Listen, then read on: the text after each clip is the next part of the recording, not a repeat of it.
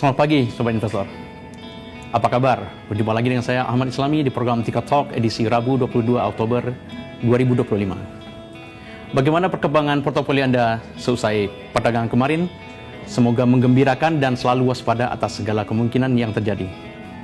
Sobat Investor, indeks harga saham gabungan atau IHSG kembali menghijau pada perdagangan kemarin, melanjutkan tren positif yang dimulai sejak awal pekan ini. Indeks pada akhir perdagangan bursa kemarin, Selasa 21 Oktober 2025, parkir di level 8.238,08 atau terapresiasi sebesar 1,84%. Secara sektoral, kelompok saham transportasi, infrastruktur, hingga properti terangkat lebih dari 3%. Sementara sektor-sektor teknologi dan non-cyclical memerah yang terkoreksi masing-masing sebesar 1,35 dan 0,87%. Sementara dari sisi global, tensi perang dagang antara Amerika Serikat dan China mulai menyurut. Menteri Keuangan AS, Scott Bessent, dikabarkan bakal menunda penerapan tarif impor 100% terhadap Beijing hingga tahun depan. Sementara rilis data penting ekonomi China turut mendongkrak kinerja pasar modal Asia termasuk Nikkei dan Kospi pada perdagangan Selasa.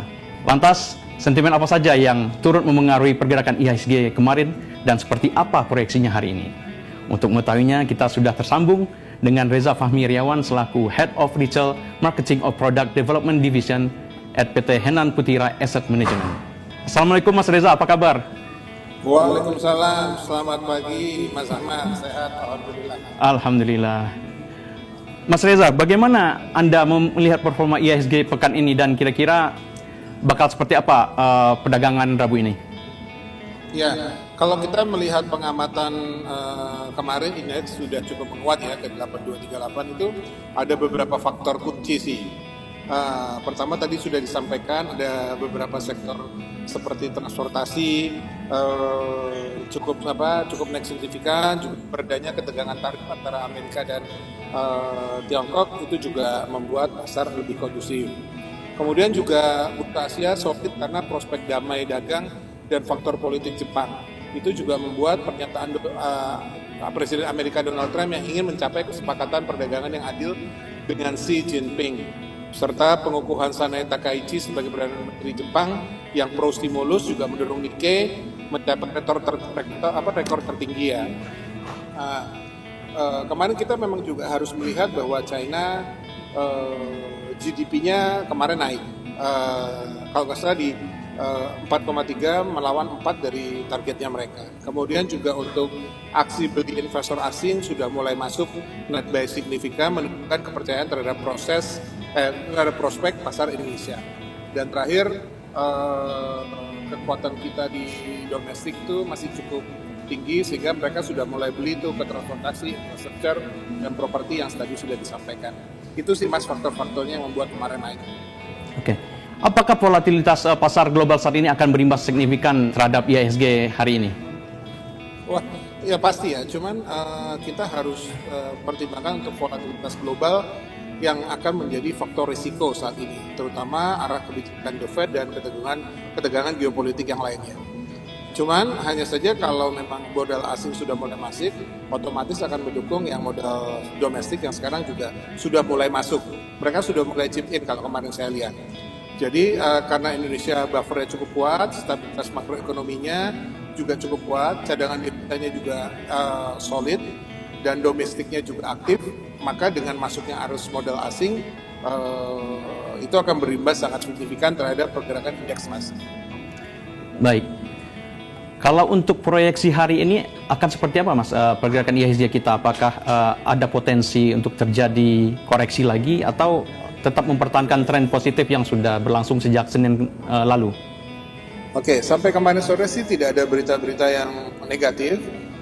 Semestinya asing juga, domestik juga sudah mulai masuk kemarin saya lihat.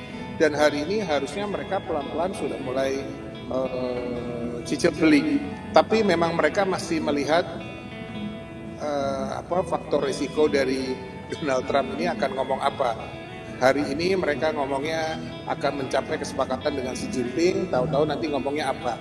Jadi memang kita masih memang domestik masih menunggu pelan-pelan sambil menunggu pelan-pelan kira-kira Amerika seperti apa, sehingga mereka mulai cicil beli sedikit-sedikit. Nah, ini akan membawa indeks akan mungkin naik sedikit atau sideways. Tapi kalau saya pribadi, kalau ini agak turun sedikit, itu malah time to buy sih, Mas.